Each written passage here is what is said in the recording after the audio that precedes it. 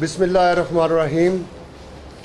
پیارے پاکستانیوں، میں ناروے سے کچھ اہم باتیں، کچھ اہم جو ہے وہ نکات وہ لے کر اس لیے آپ کی خدمت میں حاضر ہوا ہوں کہ شاید میری قوم کی تقدیر بدل جائے۔ ناروے نے اسلام کے نظام پر عمل کرتے ہوئے آج پوری دنیا میں یہ ثابت کر دیا ہے کہ دنیا کی بہترین فلاحی مملکت وہ ناروے ہے۔ 43 ایئرز وہاں رہنے کے بعد میں نے وہ تمام اصول ایک ایک ان کو موتیوں کی طرح چنا اور وہ میں آپ کے لیے یہاں لے کر آیا ہوں، جس کا سب سے بنیادی اصول وہ انفرادی معیشت ہے کہ ہر فرد کی جو معیشت ہے اس کو بہتر ہونا چاہیے، اس کی قوت خرید بہتر ہونا چاہیے، اور وہ حکومت کو اپنی آمدنی سے ٹیکس ادا کرے، جس سے تمام فلاحی ادارے چلتے ہیں، اس کے بچوں کو فری تعلیم ملتی ہے، اس کا مفت میں علاج ہوتا ہے، اس کے والدین کو پینشن ملتی ہے، بیماروں کو مکمل علاج نہیں بلکہ تحفظ ملتا ہے، جو اپاہج ہے ان پر انہوں نے 6 لوگ ایک دن کے لیے ہائر کر رکھے ہیں، اور وہاں پر کرپشن نام کی نہیں، وہاں پر ایسی معاشرتی برائیاں وہ دیکھنے میں نہیں آتی جو ہمارے معاشرے میں ہیں۔ تو اس کو دور کرنے کے لیے ایک نسخہ چاہیے تھا جو میں نے تلاش کیا، اور وہ ہے کہ بنیادی جو تنخواہ ہے وہ کم از کم اسلام کے مطابق 1400 سال پہلے 1 تولہ سونا تھی۔ اگر آج ہمارے خلفائے راشدین میں سے کوئی زندہ ہوتے تو شاید وہ 6 تولے کے برابر کر دیتے جیسے ناروے نے کیا، کیونکہ مہنگائی اور جو ہماری ضروریات زندگی ہیں آج وہ اس وقت ایسی نہیں تھیں۔ تو اگر ان سب کو دیکھا جائے تو پھر 1 تولہ تو نہیں بنتی، 6 7 8 تولے جو انہوں نے رکھی ہے وہ بالکل مناسب ہے، وہ ضروری ہے، وہ لازمی ہے۔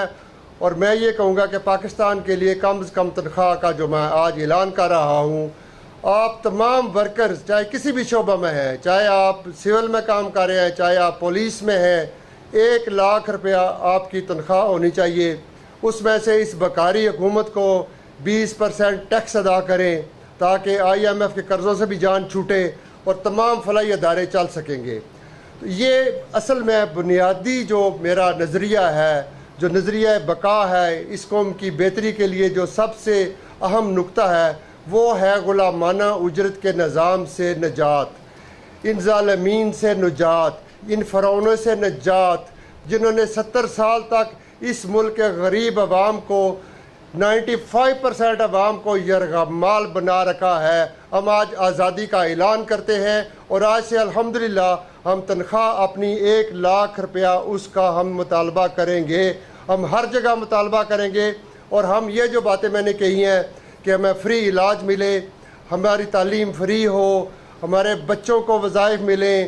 وہاں ناروے میں جب بچہ پیدا ہوتا ہے تو ماں کو 6 لاکھ روپیہ بغیر پوچھے اس کے اکاؤنٹ میں بچہ پیدا ہونے سے 15 دن پہلے پہنچ جاتا ہے۔ تو کیا یہ حضرت عمر کے زمانے میں یہ سوچ نہیں تھی؟ کیا یہ غیر اسلامی باتیں میں کر رہا ہوں؟ کہاں ہیں وہ مسلمان جو اپنے آپ کو مومنین کہتے ہیں اور مساجد سنبھال کے بیٹھے ہوئے؟ شرم آنی چاہیے سب کو۔ میں کہتا ہوں بحیثیت پاکستانی ہم سب کو شرم آنی چاہیے، اور اللہ کا نام لے کے اپنے مطالبات کے لیے ہمیں ڈٹ جانا چاہیے۔ ان فرعونوں کے آگے ہم کبھی سر نہیں جھکائیں گے۔ اور میں یہ فیصلہ کر کے آیا ہوں ناروے سے، ناروے کو خیر آباد کہہ کے آیا ہوں کہ میں پاکستانی قوم کے ساتھ نہیں، میں پاکستانی قوم کے سامنے جواب دہ بھی ہوں۔ آج میں آپ کے سامنے ہر اس سوال کا جواب دوں گا جو آپ کے ذہن میں آتا ہے کہ یہ 1 لاکھ روپیہ کہاں سے آئے گا، یہ کسی کا باپ نہیں دے گا، یہ ہماری سرزمین دے گی۔ ہمارے وسائل کم نہیں ہیں، ہمارے پاس دنیا کے سب سے زیادہ وسائل پاکستان میں ہیں، جس کو ہر آدمی چاروں ہاتھوں سے کھا رہا ہے، اور پھر بھی یہ ملک چل رہا ہے۔ لیکن غریب عوام سے بھی جا کے پوچھیں کہ ان کا نام نفقہ کیسے چلتا ہے، 15,000 روپے مزدور لینے سے پوچھیں کہ اس کے بچے کا علاج کیوں نہیں ہو رہا، اس کی ماں کا علاج کیوں نہیں ہو رہا، اس کے والدین کو پینشن کیوں نہیں دی جا رہی۔ اس کا جواب دے ہمارا جو موجودہ خلیفہ ہے، ہمارا جو اللہ کی طرف سے بھیجا ہوا بادشاہ ہوتا ہے نا، وہ خلیفہ ہی ہوتا ہے، حکمران جو ہوتا ہے۔ قرآن کو پڑھو، اس کو سمجھو، اور اس کے بعد یہ باتیں تمہیں سمجھ آئیں گی۔ میں نے ناروے میں رہ کے قرآن بھی پڑھا ہے، اس کو سمجھا ہے۔ پھر وہاں کے فلاحی نظام کو ان اصولوں پہ پرکھا ہے اور میں اس نتیجے پہ پہنچا ہوں کہ انہوں نے تو حضرت عمر کا جو نظام تھا اس کو اپنا لیا اور وہ لوگ کامیاب ہو گئے، اور ہم ان فرعونوں کے نیچے، ان ظالمین کے نیچے پسے ہوئے ہیں۔ کبھی یہ پولیس فورس استعمال کرتے ہیں، کبھی کسی اور کے استعمال کرتے ہیں۔ میں پولیس کانسٹیبل کے لیے 1,20,000 روپے تنخواہ کا مطالبہ کرتا ہوں تاکہ وہ بھیک نہ مانگے آپ سے جا کے، تاکہ وہ رشوت نہ مانگے جا کے آ کے۔ اگر آپ رشوت دیں گے تو وہ ایک جرم اور لگائے گا آپ کے اوپر۔ یہ ناروے کا پولیس مین کرتا ہے، یہاں بھی انشاءاللہ یہی ہوگا۔ آپ خدا کے بندے بنے، آپ مسلمان تو پہلے بنے، آپ مومنین کب بنیں گے؟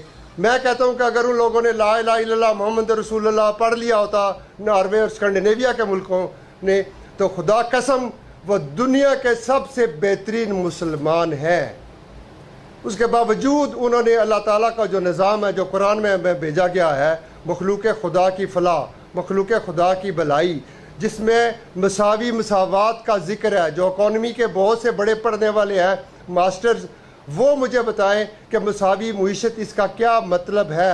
مساوی معیشت کا مطلب ہے کہ ناروے کا وزیر اعظم اور وہاں کے ایک ورکر کی تنخواہ میں 2 گنا سے زیادہ فرق نہیں ہے۔ ناروے کے جو وزیر اعظم ہے اس کے پاس جو مکان ہے وہ وہاں کے ورکر کے پاس بھی ویسا ہی مکان ہے، اس کے پاس جیسے گاڑی ہے اس کے پاس بھی ویسے ہی گاڑی ہے، اس کے گھر میں کوئی ملازم نہیں ہے، وہ اپنی چائے کافی خود تیار کرتا ہے۔ جب میں اس کے گھر میں جاتا ہوں تو مجھے اپنے ہاتھ سے کافی پیش کرتے ہیں بنا کر، وہ اپنا کھانا خود بناتا ہے، اپنے کپڑے خود استری کرتا ہے، بچوں کے کپڑے وہ کرتا ہے، کھانا بعض اوقات وہ خود بناتا ہے اگر وائف اس کی گئی ہوئی ہے۔ یہ تھا ہمارا گزشتہ جو وزیر اعظم تھا، اب تو خاتون ہے، اس وقت جو ہے وہ ہمارا جو وزیر اعظم تھا وہ مرد تھا، میں اس کی بات کر رہا ہوں، اس لیے میں نے مرد کا صیغہ استعمال کیا۔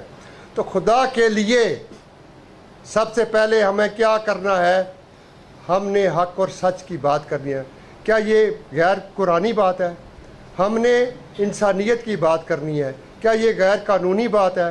کیا یہ غیر قرآنی بات ہے؟ اور پھر ان کو آئین میں شامل کروانا ہے تاکہ کوئی بادشاہ اور فرعون وقت پھر آ کر ان کو تبدیل نہ کر دے۔ یہ جتنی باتیں میں نے کی ہیں ان کو آئین کا حصہ بنوانا ہے۔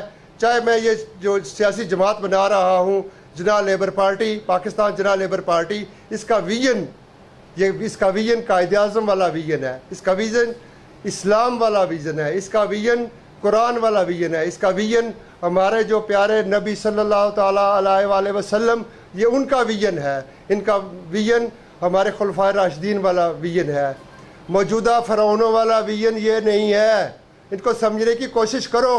یہ ننکارے اب کیا بج رہے ہیں، ہم چھوڑنے والے نہیں ہیں۔ 70 سال تک آپ لوگوں نے اس ملک کے ہر فرد کا کروڑوں روپیہ آپ نے ہضم کیا ہے، اس کو آپ نے اس کی مساوی اجرت نہیں دی جو اسلام کہتا ہے۔ اسلام 14 سال پہلے 1 تولہ کے برابر کہتا تھا، اسی لحاظ سے کمپیئر کر لے کتنے کھائے ہیں آپ لوگوں نے، ایک غریب کا حق کتنا کھایا ہے، ایک انسان کا کتنا حق کھایا ہے۔ کیا مجھے یہ جواب دے سکتے ہیں کہ پاکستان کے اندر کتنے لوگ بغیر علاج کے مر چکے ہیں؟ کوئی ہے جواب آپ کے پاس؟ وہ تو بیچارے غریب ہیں اور کہتے ہیں کہ اللہ کی طرف سے آئی ہوئی تھی تو وہ مر گئے، کیا کہیں اس کے علاوہ؟ بتائیں مجھے۔ اس لیے کہ وہ آپ کو جواب دہ ٹھہرانے کے قابل ہی نہیں، ان کو آپ نے اس قابل چھوڑا ہی نہیں ہے کہ وہ یہ آواز بلند کر سکے خالد کھٹانہ کی طرح۔ اور میں اب آپ کی آنکھوں میں آنکھیں ڈال کر یہ کہہ رہا ہوں کہ شرم کرو، اس قوم کے لیے کچھ کام کرو، ورنہ دفع ہو جاؤ، چھوڑ دو یہ ملک۔